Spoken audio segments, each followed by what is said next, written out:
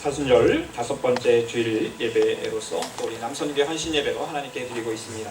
하나님의 존귀하신 사랑이 우리 가운데 함께 하시는 줄 믿습니다. 사순절을 통하여서 더 우리 예수 그리스도를 깊이 묵상하시고 살아계신 우리 주님의 그 사랑을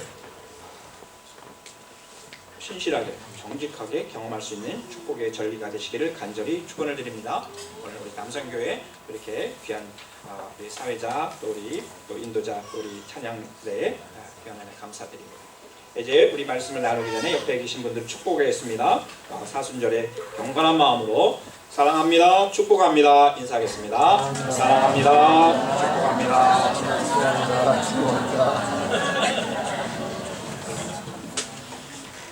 저는 오늘 본 말씀 받들어서 베델에서 베델로 가는 제목으로 함께 은혜를 나누고자 합니다. 집을 지을 때 가장 중요한 것은 기초입니다. 집을 왜 짓는가에 대한 결정이 나면 어떻게 지을까에 대한 계획과 설계도가 나올 것입니다. 그리고 나서 처음 집을 짓기 시작한 날 땅을 파고 땅을 고르기 시작합니다. 기초를 단단하게 다지는 집을 짓는데 가장 중요한 시작이 시작되는 것입니다. 우리가 이제 집에 대해서 한번 그림을 그려보라 하면은 이렇게 삼각형을 그리고 그 다음에 이제 밑에 네모난 거를 그리는데 그렇게 그리는 사람은 이제 어린 아이들하고 집을 지어보지 않은 사람들이 그렇게 이제 그리는 것이죠. 설계가들은 아마 밑에 기초부터 이렇게 그릴 것입니다. 가장 중요한 것은 집이 흔들리지 않도록 견고한 기초 펀더멘트를 다지는 것입니다. 요즘은 그것으로도 부족해서 이제 지진에 대한 대비책을 건축할 때 이제 생각을 한다고 합니다. 소위 내진 공법이라고 하는 것을 통해서 평상시에 지진이 없을 수도 있지만 언제 다가올지 모르니 그 지진을 대비해서 이제 집을 설계하고 그것까지 계산해 넣는다는 것입니다. 우리 신앙은 집과 같습니다.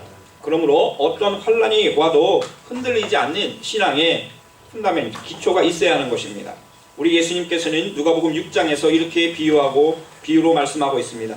어찌하여 너희는 나더러 주님 주님 하면서도 내가 말하는 것은 행하지 않느냐. 내게 와서 내 말을 듣고 그대로 행하는 사람이 어떤 사람과 같은지를 너희에게 보여주겠다. 그는 땅을 깊이 파고 반석 위에다 기초를 놓고 집을 짓는 사람과 같다. 홍수가 나서 물살이 그 집에 들이쳐도 그 집은 흔들리지도 않는다. 그러나 내 말을 듣고서도 그대로 행하지 않는 사람은 기초 없이 맨 흙 위에다가 집을 지은 사람과 같다. 물살이 그 집에 들이치니 그 집은 곧 무너져 버렸고 그 집의 무너짐이 엄청났다. 예수님께서는 주님의 말씀을 듣고 행하는 사람이 든든한 기초를 가진 신앙의 사람이라고 말씀하고 있습니다. 주님의 말씀은 우리를 구원하시는 약속의 말씀인 것이죠. 우리를 구원하시는 말씀입니다. 주님의 말씀에는 우리의 영적으로, 우리 인격적으로 또 우리의 삶의 구체적인 현장 속에서 하나님의 임재하심과 하나님의 축복을 받는 그러한 지혜, 반석이 되는 것입니다. 반석 위에 세워진 신앙은 주님의 말씀을 듣고 행하고 살아가는 사람입니다. 그러므로 행하지 않는 사람은 반석 기초가 연약한 사람이고 그러므로 결국 열매가 없는 사람인 것입니다. 모든 삶의 영역에서 가장 중요한 시작이 되어야 하는 것이 바로 이 하나님의 말씀, 우리의 신앙의 기초인 것입니다. 주님의 말씀을 듣고 행하는 사람, 그리고 그 하나님의 말씀, 이 연결고리를 우리는 잘 이해하고 결국 행함으로 나아가야 하는 것입니다. 그래야만 열매가 맺어지는 것입니다. 구약에서는 이것을 언약이라고 표현하고 있습니다. 계약이라고 표현하고 있습니다. 약속이라고 표현하고 있습니다. 구약의 하나님은 약속을 맺으시는 하나님이십니다. 언약의 하나님이십니다. 아브라함과 맺으셨죠. 사실은 아담도 마찬가지입니다. 그리고 모세하고도 이 언약을 맺으셨습니다. 신의 선 언약. 그리고 다윗과도 또 다윗의 언약을 맺으셨습니다. 하나님께서는 하나님의 위대한 우리의 믿음의 선조들과 함께 계속 약속을 맺어가시고 하나님께서 반드시 내가 이 약속을 이룰 것이라고 말씀하고 그 약속 가운데는 그 약속하는 대상자에 대한 기대감을 가지고 있었던 것을 보게 되는 것입니다. 그래서 하나님의 약속을 굳게 믿고 끝까지 인내하며 승리한 사람, 그 사람들이 바로 우리들의 믿음의 신앙의 선조들로 지금 성경에 기록되어 있는 것입니다. 오늘 본문에 나오는 야곱은 아브라함과 이삭으로 이어지는 그러한 축복을 구체적으로 이어간 사람입니다. 야곱의 삶은 그의 고백처럼 쉼이 없었습니다. 참 내 삶이 고달팠습니다. 이것이 야곱의 최후의 고백이었죠. 그러나 그는 정말 시작부터 부모의 품을 떠나 가장 젊은 시절에 힘든 시기를 보낸 것이 사실입니다. 20년 동안의 고난의 세월을 보냈던 것을 그는 창세기 31장 41절에서 이렇게 고백합니다. 장인 앞에서 고백하는 것입니다. 저는 장인 어른의 집에서 20해를 한결같이 이렇게 살았습니다. 두 따님을 저의 처로 삼느라고 10년 하고도 4년을 장인 어른의 일을 해드렸고 지난 6해 동안은 장인 어른의 양떼를 돌보았습니다. 그러나 장인 어른께서는 저에게 주셔야 할 품삯을 10번이나 바꿔치셨습니다. 장인이지만 사실 외삼촌이죠. 그런데도 불구하고 자기 조카를 그렇게 20년 동안 부려먹고 10번이나 정말 그 월급을 품삯이죠. 그것을 바꿔치게 하면서 속이고 했던 사람입니다. 그것을 있을 때는 이제 의리니까 표현을 못했죠. 그러니까 늘 마음속에 품고 있다가 이제 거기서 떠나오고 도망 나왔을 때에 이것을 고백했던 것입니다. 과연 그렇게 말도 못하고 끙끙 앓면서 20년 동안 그 고난의 세월을 이겼던 그 야곱의 그 힘, 그것은 어디에서 나왔을까요? 그것은 바로 하나님과의 언약의 말씀, 또 언약을 했던, 약속을 주셨던 그 하나님에 대한 절대 믿음, 신뢰가 있었기 때문에, 믿음의 단단한 기초, 하나님의 말씀이 있었기 때문에 바로 이러한 고난들을 이겨낼 수 있었던 것입니다. 창세기 31장 42절 말씀 보면 야곱이 이렇게 말합니다. 내 조상의 하나님 곧 아브라함을 살펴주신 하나님이시며 이삭을 지켜주신 그 두려운 분께서 저와 함께 계시지 않으셨으면 장인 어른께서는 저를 틀림없이 빈손으로 돌려보내셨을 것입니다. 그러나 하나님은 제가 겪은 고난과 제가 한 수고를 몸소 살피시고 어젯밤에 장인 어른을 꾸짖으셨습니다. 이상한 연결고리입니다. 지금 열심히 일했는데 그것을 혜택을 받은 그 장인 외삼촌은 이제 빈털터리로 내보낼 수 있었다는 것입니다. 얼마나 정말 안 좋은 관계였을까를 생각해 봅니다. 그런데 나에게 정말 20년에 나에게 보상해 주시고 나를 축복해 주신 그분은 바로 하나님이셨다는 것입니다. 외삼촌이 아니었다는 것입니다. 장인이 아니었다는 것입니다. 그래서 나를 지켜주시고 나를 이끌어주신 그분, 실질적인 그분께서 이제 장인어른 당신을 꾸리셨던 것입니다 라고 고백하고 있는 것입니다. 이 믿음의 눈은 완전히 우리 눈에 보이는 현실과는 다른 것이죠. 고난 가운데서도 야곱을 지켜주셨던 하나님 누구셨을까요? 그분은 야곱이 처음 부모를 떠나고 편안한 집을 떠나고 불확실한 미래를 향해서 자신을 던졌을 때 빈들에서 노숙을 하던 때 만났던 하나님이셨습니다. 그 하나님은 베델의 하나님이었습니다. 베텔의 하나님, 야곱의 하나님은 베델의 하나님이셨습니다. 베델의 하나님은 야곱이 젊은 나이에 부모를 따라 완전히 새로운 곳으로 나아가면서 첫날 만난 하나님이셨습니다. 그 처음 시작할 때 만난 하나님을 20년 동안 다시 고향을 돌아오면서 만나게 되는 장면이 오늘 본문입니다. 베델에서 다시 베델. 야곱의 20년을 지켜주신 하나님께서 다시 새롭게 만나주신 장소, 그의 신앙 여정, 인생 여정이 시작되었던 그곳으로 이제 야곱이 오늘 다시 돌아오게 되는 것입니다. 베델은 말 그대로 베트, 집이란 뜻이고 엘은 하나님이란 뜻이니까 하나님의 집이라는 것입니다. 야곱은 천사들이 사닥다리로 오르락내리락 하는 것을 보았습니다. 놀라운 일이죠. 그래서 야곱 교회 가면 그런 거 있는 교회도 있는 것 같아요. 돌로 제단을 쌓고 베텔이라는 이름을 붙였습니다. 하나님을 만난 곳, 즉 하나님이 머무신 곳, 하나님께서 임재하신 곳이라는 의미를 갖는 것이 베텔이었습니다. 야곱이 처음 하나님을 만났을 때, 밤 노숙하면서 만났던 그 하나님, 그곳에다가 이제 베텔이라고, 그 자기가 배고배웠던 돌멩이 가지고 이제 제단을 쌓았고 베텔이라고 이름을 지었죠. 여러분, 고국을 떠나 살고 있는 우리 성도님들, 물론 여기서 태어나신 분들도 계시지만 우리 독일 형제님들도 계시지만 고국을 떠나오신 분들은 야곱의 마음을 잘 이해할 수 있을 것입니다. 뭐 우리가 노숙하지는 않았어요, 아직까지는. 그렇지만 정말 노숙은 아니지만 처음 독일에 와서 갈 곳이 없었을 때 친구 집에 머물 수도 있습니다. 또 어느 집에 머물 수도 있습니다. 그러면서 은근히 경험하는 그것, 여러분 말 못할 것이 있죠. 그때 드는 생각이 무엇입니까? 갑자기 눈이 핑 돌면서 고향집에 그 따뜻한 방, 엄마가 다 해놓고 시간 되면 먹으라고 하고 재워주고 내 마음대로 했던 그 편안한 방이 그리울 것입니다.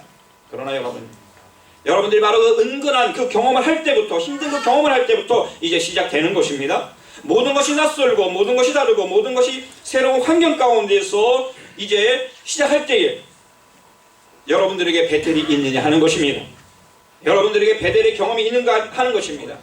저는 우리 여러분들 섬기는 하나님 목사로서 우리 교회가 그런 베텔이 되기를 간절히 기원을 드립니다. 우리 교회가 베텔이 되어야 되는 것입니다. 독일에 많은 교회들이 있습니다. 한인 교회들이 한 150개 정도 있을 텐데 정말 왜 이 한국 분들이 우리 독일에 와서 한인 교회들을 찾는가? 그나마 이곳에서 그 고국에서 경험했던 똑같은 경험들을 이곳에서 비슷하게나마 할 수 있기 때문에 그런 것이 아닌가. 그래서 마음의 안정감을 얻고 이곳에서 또 하나님을 만나고 또한 베델의 그 경험을 하기 위해서가 아닌가 생각하는 것입니다. 우리 한인교회들은 야곱의 베델처럼 고향을 떠나온 분들이 하나님의 임재하신 가운데 있도록 함께 예배를 드리도록 하는 것인 줄 믿습니다. 야곱에게는 이 베델이 자기가 밤에 작업해왔던 그 초라한 돌덩어리 하나였습니다. 초라한 것이었지만 그곳에 기름을 붓고 이제 그 베델과 더불어 하나님 주신 약속이 아직 이루어지진 않았지만 앞으로 이루어질 것을 믿으면서 그 베델을 쌓았던 것입니다. 제단을 쌓았던 것입니다. 그러므로 이 베델은 앞으로 다가올 20년, 앞으로 몇 년이 모르겠지만 나중에 봤을 때 그 20년을 지탱해준 약속의 말씀의 징표와도 같은 상징과 심볼과도 같은 것이었다고 할 수 있는 것입니다. 하나님께서는 이제 고향에 막 도착하기 전에 야곱에게 나타나셔서 그 베델에서 만나주시기 전에 그와 씨름을 하십니다. 그리고 그의 이름을 야곱에서 이스라엘로 갑자기 바꿔버리십니다. 하나님께서 20년을 기다려주셨죠? 그러나 이 놀라운 영적 경험을 하고서도 이름이 바뀌어졌다는 것은 그의 모든 삶이 바뀌어졌다는 하나의 행위인 것입니다. 새롭게 시작하는 그런 것을 의미하는 것입니다. 그리고 이스라엘이라는 것은 단순한 그 야곱 한 사람에게 하나님 집중하는 것이 아니라 야곱을 통해서 하나님의 민족을 이루어내겠다고 하시는 그러한 이스라엘은 나라를 만들겠다고 하는 놀라운 계획이 담겨져 있었습니다. 그러나 아직도 야곱은 야곱이었습니다. 아직 한 가지 해결되지 않은 것이 있었습니다. 그건 무엇이냐면 관계였습니다. 그는 형과의 관계였습니다. 20년 전에 형을 속였던 그 아픔과 그 자기에 대한 자책감이 그 마음속에 두려움으로 계속 그를 지배하고 있었던 것입니다. 그는 아직도 하나님보다 자기를 생각하고 있었던 것이죠. 자기의 교묘한 생각, 속였던 생각을 끝까지 내려놓지 못했습니다. 그것이 바로 관계에서 나타나는 것입니다. 하나님께서는 다시 그 야곱을 향해서 베델로 불러들이십니다. 이스라엘을 불러주지 않으셨어요. 아직도 이스라엘의 이름을 받았음에도 불구하고 야곱이라고 부르면서 야곱을 다시 베델로 부르셨습니다. 부르신 이유는 그 두려워하는 야곱에게 아직도 해결되지 않은 그 관계에 대한 두려움, 그 형에 대한 두려움 때문에 그는 이스라엘로 부르신 하나님이 누구신지를 다시 기억하게 하시고 격려해 주시고 응원해 주시기 위해서, 회복하게 해 주시기 위해서, 너는 야곱이 아니라 이스라엘이라는 것을 확인시켜 주시기 위해서 다시 베델로 부르셨습니다. 이미 수없이 경험했고 20년을 이겨온 하나님에 대한 신앙과 약속에 대한 확신으로 이겨온 이 야곱에게 하나님께서는 다시 첫사랑으로 첫 언약의 장소로 불러주셨습니다. 그 베델의 자리로 하나님께서는 다시 야곱을 부르셨습니다. 그리고 말씀하셨습니다. 오늘 본문의 말씀입니다. 야곱이 밧단 아람에서 돌아온 뒤에 하나님이 그에게 다시 나타나셔서 복을 주셨다. 하나님이 그에게 말씀하셨다. 너의 이름은 야곱이었지만 이제부터 너의 이름은 야곱이 아니라 이스라엘이다. 하나님이 그의 이름을 이스라엘이라고 하셨다. 하나님이 그에게 말씀하셨다. 나는 전능한 하나님이다. 너는 생육하고 번성할 것이다. 한 민족과 많은 갈래의 민족이 너에게서 나오고 너의 자손에게서 왕들이 나올 것이다. 하나님의 계획은 야곱에게 머물지 아니하고 하나님을 예배할, 그래서 그 민족을 통해서 온 세상 열방, 전 세계, 과거, 현재, 미래의 모든 민족들을 구원하실 하나님의 계획이 바로 이 야곱 한 사람에게서부터 시작되었던 것입니다. 야곱아, 너는 이제 이스라엘이야. 나와 씨름하여 이겼자니 너의 나를 향한 열심을 내가 인정해 줄게. 그런데 내가 어떻게 이렇게 나약해지는 걸 내가 이해할 수가 없구나. 다시 너에게 내가 누구인지를 말해주겠어. 나는 전능한 하나님이야. 너를 창조한 하나님이야. 모든 민족과 나라를 내가 만들었지. 이제 너에게서 나만을 섬기는 민족과 거룩한 나라 이스라엘을 만들 것이야. 그리고 그 나라를 통해서 온 열방을 구원할 것이야. 야곱아, 일어나 함께 가자 말씀하시는 것입니다. 지도 있나요? 뒷지도 있나요? 네. 여기에서 지금 저기 밧단 아람입니다. 하란입니다. 저기에 아브라함의 아버지 데라가 살았습니다. 그리고 저기에서 이제 아브라함이 창세기 12장에서 떠나서 이 아래쪽으로 내려왔죠. 그래서 헤브론에 묻혔습니다. 이제 지금 이삭은 브엘세바에 있었고 야곱이 돌아갈 집은 이삭이 있는 집이었습니다. 아마 한 60년 정도 이삭과 더 살았을 것입니다. 아무튼 이 브엘세바로 내려가는 저 길 여정 뒤에 지도 또 있나요? 없나요? 네, 전 있습니다. 네, 그래서 더 확실한 거로 아무튼 이렇게 내려가면서 계속 이러한 신앙의 여정 속에서 만나면서 야복강이라는 곳에서 자기 엉치뼈가 부러질 정도로 하나님과 씨름하여 이긴 후에 그의 이름이 이스라엘이라고 오늘 두 번째로 반복해서 나오는 것입니다. 오늘 본문인 여러분 다시 베델로 불러주신 하나님께서 그 연약한 베델로 야곱을 붙들어 주셨던 그 이유, 그것은 그를 통해서 하나님께서 함께 올라가자. 두려워하지 마. 에서 두려워하지 마. 에서는 내가 해결할 거야. 하나님께서 에서의 마음을 이미 부드럽게 변화시켜 놓으셨던 것을 아십니다. 야곱만 괜히 20년 동안 고민한 거예요. 하나님께서 에서의 마음을 변화시켜서 하나님의 얼굴을 보는 것과 같은 분이엘이라는 이름을 그때 주셨던 것입니다. 야곱은 다시 너무나 감격해서 그곳에 제단을 쌓고 돌기둥을 세워 기름을 붓고 성령의 기름처럼 기름을 붓고 야곱은 하나님이 자기가 말씀을 하시던 그곳의 이름을 베델이라고 다시 믿어보는 리마인드 했던 것입니다. 사랑하는 성도 여러분, 우리에게 이 베델이 있어야 하는 것입니다. 독일을 움직이는 사람이 있죠. 예, 누굽니까? 앙겔라 메르켈인 것 같지만 아닙니다. 독일의 살림살이를 미니스터로 있는 그 사람입니다. 9년째 맡고 있습니다. 사실은 헬무트 콜 때부터 2인자였고 1990년에 통일의 그 당시 내무부 장관으로서 데데리와 함께 했던 협상에서 통독을 이룬 사람입니다. 굉장한 사람이죠. 볼프강 슈이블레입니다. 제가 몇 번 이 사람 얘기했습니다. 근데 이분이 이제 독일 신문에서 도이체 자이퉁이라고 하는 그 아주 진보적인 신문이고 미넨에서 나오는 신문인데 이 신문에서 인터뷰했던 것이 있습니다. 나는 사람들이 자기 힘만으로 살 수 없다고 믿습니다. 이거 지금 정치가 얘기입니다. 지금 굉장히 그리스가 두려워 떠는 사람, 영국이 저렇게 해도 두려워하지 않는 사람이 있습니다. 그가 하는 것입니다. Ich glaube, dass wir nicht aus eigener Macht heraus leben. 우리는 자기 힘만으로 eigener Macht가 살 수 없다는 것입니다. 그리고 이제 있습니다. 저기 있는데 구약 성서와 신약 성서 안에는 인간적인 경험들의 추속들로 가득합니다. 네, 저 번역 잘했는지 모르겠는데 Das Alte wie das Neue Testament ist voll von fundamentalen Menschheitserfahrungen 이라는 것을 2010년도에 이가 고백했어요. 이미 신앙에 대한 글도 쓴 적이 있는 것 같습니다. 사랑하는 성도 여러분, 우리가 정말 이성적이고 믿음 없어 보일 것 같았던 사람들의 입에서도 이런 그런 건 제가 착각이고요. 아무튼 이 쇼이블레에서 우리가 전혀 상관없는 것 같아 보이는 정치가의 입에서 이와 같은 믿음의 고백이 나오는 것입니다. 성경 전체에 하나님을 상할 수 있는, 또 우리를 사람 되게 하는, 우리를 인격적인 존재가 되게 하는 것이 다 그 안에 들어있다는 것입니다. 하나님의 힘으로 살아갈 수 있다는 것이죠. 사랑하는 우리 성도님들의 믿음의 초석이 되는 베델이 있습니까? 베델의 하나님이 여러분과 함께 하시는 줄 믿습니다. 이거 놓치면 안 됩니다. 인생 여정에서 힘들고 지치다가도 다시 돌아갈, 베델에서 베델로 돌아갈 그 베델이 여러분들에게 있어야 하는 것이고, 바로 그 자리에서는 오직 하나님의 말씀, 오직 우리 주 예수 그리스도의 십자가가 그 초석인 줄 믿습니다. 그리고 성령의 위로하심, 다시 세워주심, 회복, 새롭게 하시는 놀라운 비전과 꿈이 있는 줄 믿습니다.